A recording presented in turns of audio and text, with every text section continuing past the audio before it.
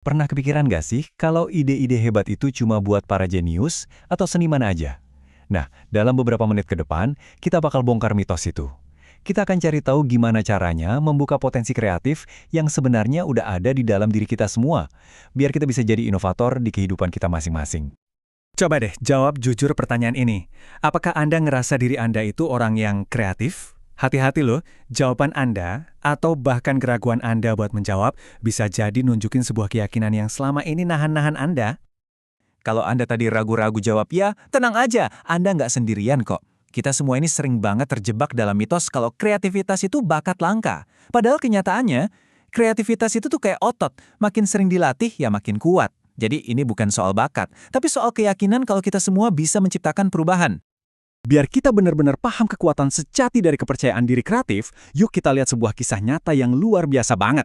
Sebuah kisah tentang gimana melihat dunia dari sudut pandang orang lain bisa memicu inovasi yang paling dahsyat. Ini dia, Doug Dietz. Dia seorang ahli di bidangnya, seorang insinyur yang brilian. Dia bangga banget sama mesin MRI yang dia ciptakan. Sebuah mahakarya dari keahlian teknis dan kerja keras selama bertahun-tahun. Tapi, suatu hari, semua kebanggaannya itu runtuh. Dia ngelihat seorang gadis kecil nangis histeris pas mau diketin mesinnya. Di mata Doug, itu adalah sebuah karya seni teknologi. Tapi di mata anak itu monster. Dan data ini yang bikin nyesek. 80% pasien anak-anak harus dibius. Ini bukan lagi soal teknologi, ini adalah kegagalan dari sisi kemanusiaan. Dan disinilah titik baliknya. Ini bukan lagi soal spek teknis, tapi ini krisis empati. Doug merasa udah gagal di level yang paling dasar. Momen ini bisa aja menghancurkan dia. Tapi yang terjadi justru sebaliknya, momen ini malah menyalakan apinya. Dan ini langkah jeniusnya. Doug sadar, masalahnya bukan di teknologinya, tapi di pengalamannya. Jadi dia nggak ngubah mesinnya, dia ngubah ceritanya. Dia ngelepas jubah insinyurnya dan jadi seorang penjelajah dunia anak-anak. Cari tahu apa sih yang bikin mereka ketawa dan berimajinasi? Kuncinya ternyata satu, empati. Dan lihat deh hasilnya, mesin MRI yang sama persis diubah jadi petualangan. Ruangannya dicat, stiker ditempel, dan bahkan suara boom yang menakutkan itu sekarang jadi bagian dari cerita. Misalnya jadi suara mesin roket yang mau melesat ke hyperdrive. Jenius banget kan? Dan ini dia hasilnya. Satu kalimat sederhana dari seorang anak ini jadi bukti keberhasilan yang paling kuat. Dari 80% anak yang harus dibius, sekarang jadi anak-anak yang malah pengen balik lagi. Ini bukti transformasi total. Dari rasa takut jadi kegembiraan. Kisah Doug ini bukan cuma soal desain yang keren loh. Ini tentang sebuah pola pikir yang ada di baliknya. Sebuah keyakinan yang bikin transformasi kayak gini bisa terjadi. Yuk, kita bedah lebih dalam. Nah, apa yang ditemuin Doug dalam dirinya itu namanya kepercayaan diri kreatif. Penting buat dicatut ya, ini bukan sombong. Ini adalah keyakinan mendasar bahwa Anda tuh mampu menciptakan perubahan. Inilah bahan bakar yang bikin dia nggak nyerah pas ngadepin kegagalan. Menurut peneliti Carol Dweck, pergeseran ini datangnya dari perbedaan antara dua pola pikir. Orang dengan pola pikir tetap percaya kemampuan mereka itu udah segitu-gitunya.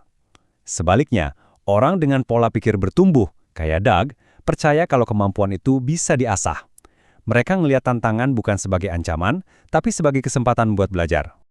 Jadi, gimana caranya orang kayak Doug ngubah empati jadi aksi? Dia pakai sebuah peta sederhana namanya design thinking. Ini bukan sihir, ini resep yang bisa diikuti siapa aja.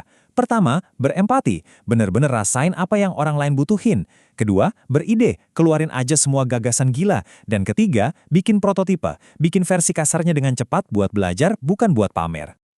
Oke, kita udah tahu nih apa itu kepercayaan diri kreatif dan gimana prosesnya. Tapi ada satu penghalang besar yang sering banget ngelumpuhin kita bahkan sebelum kita mulai. Yuk, kita hadapi sekarang. Inilah musuh kita bersama. Bukan kurangnya bakat atau ide, tapi satu hal yang jauh lebih kuat, rasa takut. Takut gagal, takut dihakimi, takut kelihatan bodoh. Rasa takut inilah yang seringkali membekukan potensi kita. Coba dengerin cerita klasik ini deh. Seorang guru keramik ngebagi kelasnya jadi dua. Satu kelompok cuma perlu bikin satu pot terbaik. Kelompok lainnya dinilai dari jumlah total pot yang mereka bikin, nggak peduli sebagus apa. Nah, coba tebak. Kelompok yang fokus sama kesempurnaan atau kelompok yang fokus sama produktivitas? Jawabannya mungkin bakal bikin Anda kaget. Ternyata karya terbaik itu datang dari kelompok kuantitas. Kok bisa? Ya karena sambil mereka terus-terusan bikin pot, mereka itu latihan, bereksperimen, dan belajar dari setiap kegagalan. Mereka nggak lumpuh oleh perfeksionisme. Mereka jadi lebih jago karena terus mencoba. Psikolog Albert Bandura punya cara unik buat ngejelasin ini. Dalam metodenya nyembuhin fobia, dia bilang kita harus menyentuh ularnya. Maksudnya gimana? Ya, untuk naklukin rasa takut, entah itu takut sama ular beneran atau takut gagal, kita harus menghadapinya sedikit demi sedikit. Setiap langkah kecil yang berani itu membangun kepercayaan diri buat langkah berikutnya. Oke, kita udah bahas mindset, udah bahas cara ngatasin rasa takut. Sekarang, yuk kita lihat gambaran besarnya. Apa sih dampak dari semua ini di hidup Anda? Steve Jobs percaya kalau dunia ini tuh nggak kaku.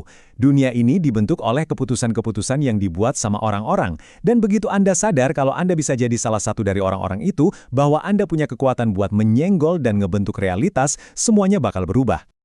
Jadi pada akhirnya nih, pertanyaannya bukan lagi, apa saya kreatif? Kita semua kreatif. Pertanyaan yang sebenarnya adalah, penyok apa yang akan Anda buat?